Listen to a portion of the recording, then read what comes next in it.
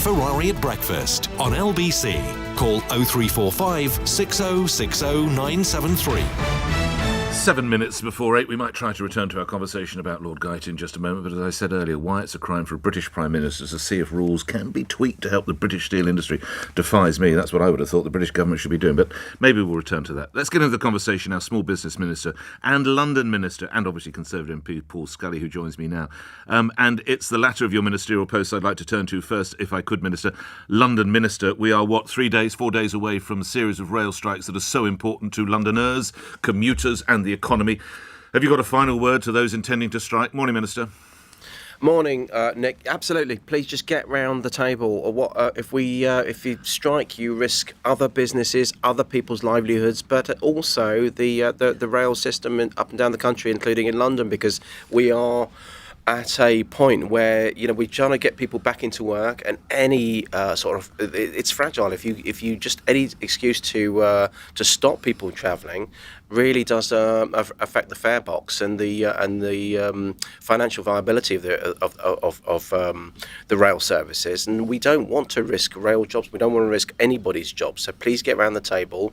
It's not helping anybody. What I would also call, though, is assuming that the rail strikes do go ahead, that in London the Mayor lifts the congestion charge and stops non-essential roadworks on those strike days to make it easier for people to go about their business and get into work. I was going to explore that with you, actually. You are too young, but I recall in the days of rail strikes in the past, they actually arranged parking in some of London's larger parks, Hyde Park and everything, and all parking bays were suspended because, I think it was under Mrs Thatcher, they wanted to make it absolutely plain that if a bloke or woman does their best to get to work, we're not going to charge them. Obviously, you're in support of that, and indeed the president of the AA is saying congestion charge should go. Would you go as far as that, and even ULEZ charges as well, Minister?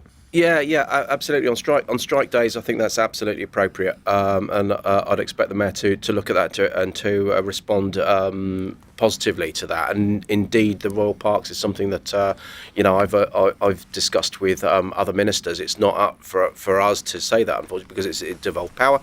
But nonetheless, it's absolutely right that we do everything we can to help commuters, to help people get into work, because in a cost of living crisis, the best way to tackle that situation is to grow the economy, and we can't do that if we are affected by such strikes. You've referenced the cost of living crisis. There is again a growing chorus for there to be some kind of tax cuts for people, particularly at the lower income end, although Michael Gove, your colleague, refused to rule out a delay of 2 years to tax cuts. What do you think the situation should be, Minister? Well, I want to get back to being a low tax government, and trusting people to spend their own money. However, we put £408 billion into the economy over COVID.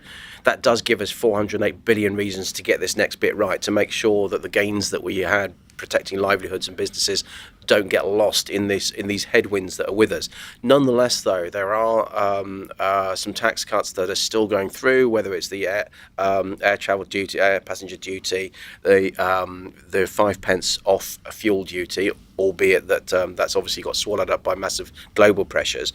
But importantly for businesses and growing, the super deduction on capital investments, and for individuals, the changes to national insurance thresholds, which they'll actually see many people, something like 80% of workers will see more money in their pay packet next month when that kicks in. Does the Prime Minister need a new ethics advisor? Do we need a replacement to Lord Geidt?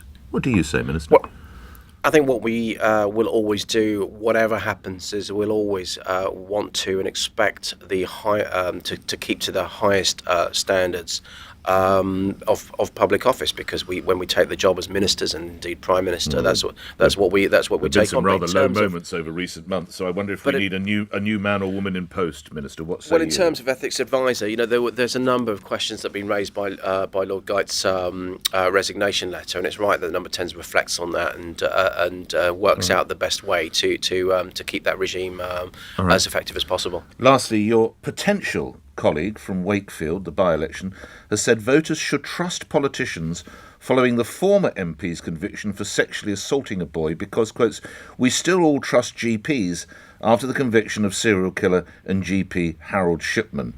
How wise were those words, in your view, Minister? It's not well. It's not a comparison I would have made. It's the first I've heard of that, to be fair. But and I wouldn't have made that comparison.